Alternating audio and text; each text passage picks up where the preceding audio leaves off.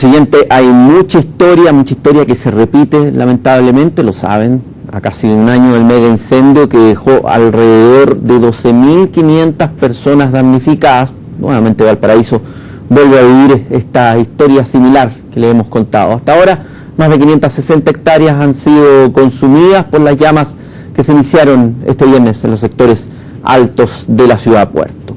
¿Cómo es el proceso de reconstrucción que sigue tras un incidente de estas características? Queremos ahondar en el tema. Nos acompaña acá en el estudio el ingeniero experto en construcción Eduardo Durán.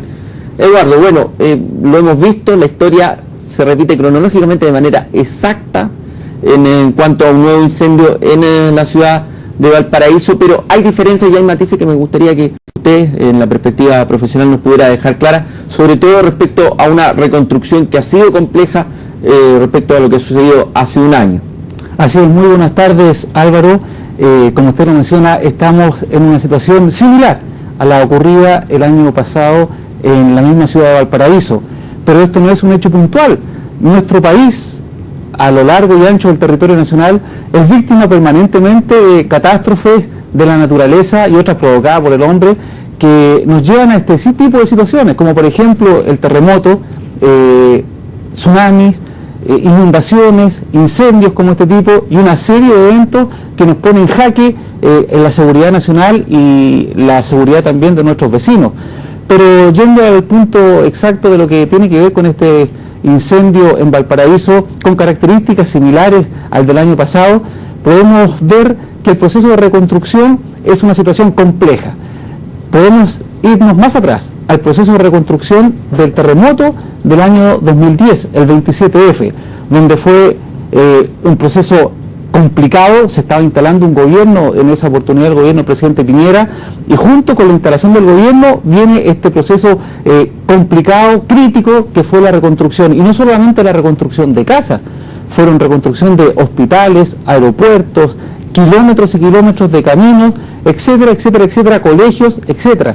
Y después vino el proceso más lento, que fue la reconstrucción de la vivienda, que es la primera necesidad de los vecinos, como su habitación, su vivienda, su casa propia.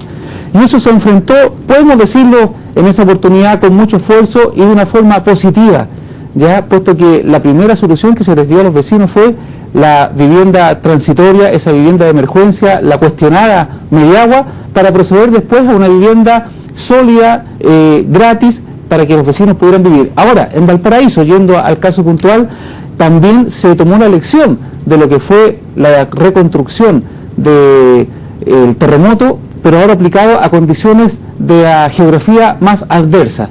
Por ejemplo, llegar a los cerros, donde no habían una situación urbana factible para que llegaran incluso los carros de bomba, los camiones con la ayuda, se ha hecho aún más complejo. Pero la autoridad ha tenido la posibilidad de aprender de errores cometidos anteriormente y ahora vemos que lo está enfrentando de una manera positiva. ¿Cuáles son los errores que se enfrenta usualmente, lamentablemente hay que decirlo, la ciudad de Valparaíso le toca constantemente este tipo de episodios, y entendemos que por su topografía, lo hemos dicho, por sus características geográficas, por la manera de construir de la gente, esto se vuelve más adverso? ¿Cuáles son finalmente estas trabas que no dejan de manera expedita una reconstrucción? Hablando puntualmente de Valparaíso, Eduardo. Usted, Álvaro, ha dado en el clavo. La planificación urbana es vital en este tipo de situaciones, ya para poder hacer y desarrollar una ciudad, ¿cierto?, con todas las competencias que se requieren el día de hoy.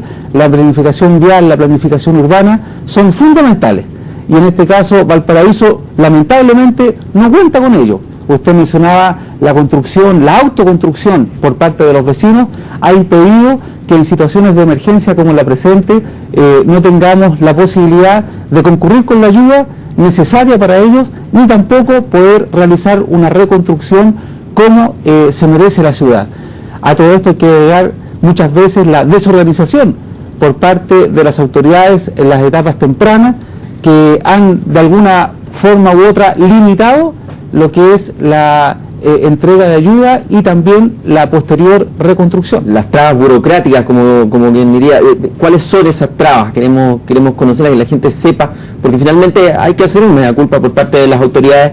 Hay ciertas etapas donde se traba el proceso por la burocracia y por un excesivo sigilo en el cumplimiento de las normas, cuando, me parece a mí, debería operar el sentido común en cuanto a la inmediatez la llegada de la ayuda y el inicio de una reconstrucción. Efectivamente, aquí el trabajo en equipo es fundamental y muchas veces lo vemos por la prensa, por razones políticas de una u otra, no hay una complementariedad efectiva de las autoridades.